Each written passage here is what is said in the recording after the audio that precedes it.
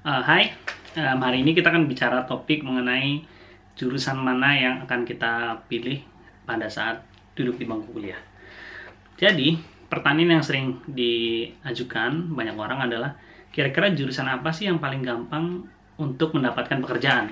Nah, kalau saya ditanya nih, jurusan apa yang paling mudah untuk mendapat pekerjaan? Sebenarnya jawabannya adalah jurusan yang paling sulit. Kenapa jurusan yang paling sulit? Karena di situ sudah jelas ada kompetisi, orang-orang tertarik untuk masuk dalam jurusan tersebut. Contohnya adalah kedokteran, elektro atau informatika merupakan jurusan-jurusan yang punya passing grade tinggi. Gitu. Nah, tapi tidak semua orang ingin menjadi dokter, tidak semua orang juga ingin kerja di dalam ruangan. Ada yang lebih senang bekerja di lapangan, ada yang lebih senang bekerja dengan anak misalnya. Nah, sekarang kalau dikembalikan ke pertanyaan tadi, kira-kira jurusan apa yang paling optimal untuk mendapatkan pekerjaan? Paling tidak saya punya beberapa jawaban untuk hal tersebut. Yang pertama, seperti tadi sudah disampaikan jelas bahwa jurusan yang kompetisinya paling ketat, kemungkinan besar adalah jurusan yang punya peluang sangat besar di lapangan pekerjaan. Yang kedua adalah jurusan yang paling fleksibel. Nah, untuk jurusan yang paling fleksibel ini ada dua macam. Yang pertama adalah ada dua jenis kali ya. Yang pertama adalah jurusan yang berhubungan dengan teknologi, informatika, berhubungan dengan komputer, karena hampir seluruh perusahaan membutuhkan komputer. Kemudian yang kedua adalah jurusan akuntansi, yang berhubungan dengan pencatatan laba rugi di sebuah perusahaan.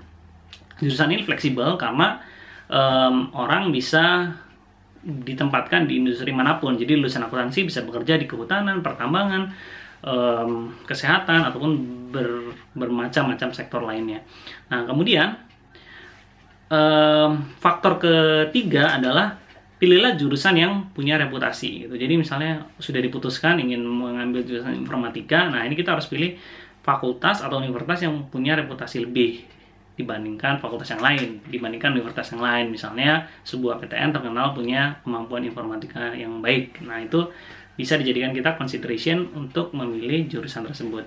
Nah, keempat adalah pilihlah jurusan yang realistis gitu. Jadi kalau saat ini meskipun Indonesia tidak punya pembangkit listrik tenaga nuklir misalnya ya, yang berskala komersial, tetap banyak orang yang ingin masuk teknik nuklir UGM misalnya.